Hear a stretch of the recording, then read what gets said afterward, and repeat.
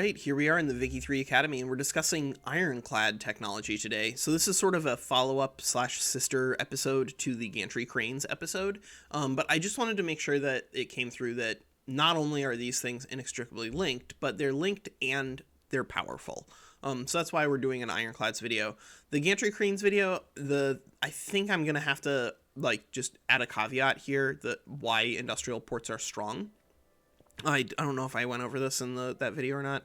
I think I did. You get way more convoys. Like, way more convoys. Like, one level of a port when it's normal is 200 convoys, an industrial port is 350 convoys. That's an outrageous upgrade. And all you need is a different kind of ship, not even more ships. See, 5 steamers, 5 clippers, 5 coal. 5 coal is nothing, right? So the reason that you would be excited for this from an economic standpoint is that's a huge number of convoys. But from a military standpoint and from a methods of production standpoint, Ironclad, the thing that kind of lets you use gantry cranes, this is a really good one. So first of all, it's going to unlock the steamship production method for the shipyard. That's going to allow you to use more steel. So you do need to be aware that this is steel, engines, coal. That's a lot of iron. That's a lot of coal. You need to establish for yourself before you get too far into the game a domestic supply of coal and a domestic supply of iron that can support both a military and a civilian economy. So just be aware of that. That's true for basically everybody. If you don't want to do it on your own, then I would just latch on to a great power. But you need to do something, because without tons of coal and tons of iron, you're going to be in rough shape. But you also get Ironclads. Ironclads are an enormous upgrade in terms of the military capability of your naval base. So let's just see, it's the same as with the ports. It's the same number of ships, but you do need to add in ammunition. But you get 40 offense and 40 defense instead of, that's 25-25, but that's with an upgrade from Junicol. So normally it's 20 and 20 for Man of War, whereas this is 40 and 40. Plus, you see how our Navy power projection is plus 1,500 here and plus 3,000 here. So that Navy power projection, it's going to factor into our prestige, because we get prestige based off of Navy power projection. In this case, we're getting 300, so it's going to be like 2x here. Yeah, 2x the Navy power projection, and then divide by 10. But the Ironclad is going to be 2 times as much prestige, right? 300 extra prestige is a big deal. But it also has diplomatic implications on the AI, because of the way the AI behaves. The AI in a Diplo play, if it feels like it absolutely cannot win, and you're not asking for something that's like an existential death spiral conquest, like you're demanding a treaty port or something like that, they will back down a lot more often if you have Ironclads, because you are perceived as being a threat. And, part of that is because you are a threat.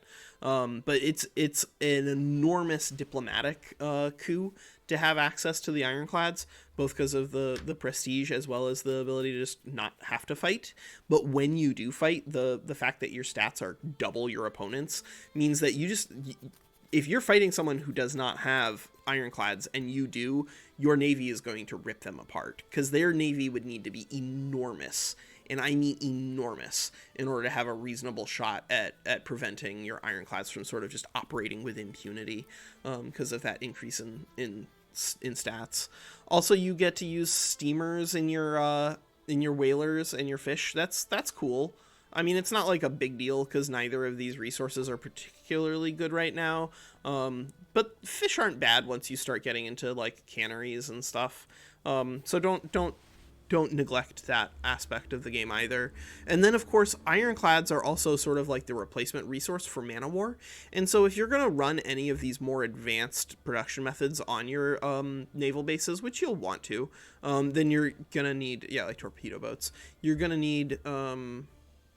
Oh no, that just adds submarines. Yeah, submarines would do it.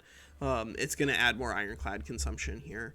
And so just be aware that Ironclads are going to be one of these things that are going to dictate your ability to project power into the late game, so you do need them, but they're so enormously powerful that even though, yes, you need to be able to project power into the late game, they're worth picking up earlier than that. I would strongly recommend as a great power that you try to figure out a way to get this in the 1850s at the latest, and depending on which one you're playing as, the 1840s might make sense. Like, you could rush it immediately, but if you were going to do that, then you'd probably want to pick up hydraulic cranes first, and then probably still bang out maybe shell gun, because each of those is going to reduce the cost of these. And you want to make sure that you get both of them, and so you don't want them to be terribly expensive. If you can get them down to like 3 years and get them back to back, you'll feel pretty good. Okay, that's Walker. That's Ironclads.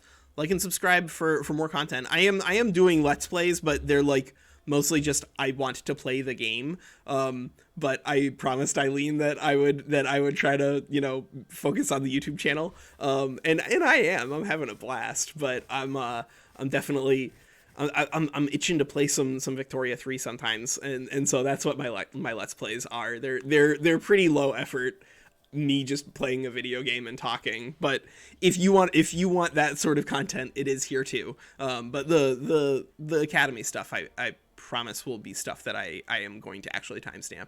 Okay, take care.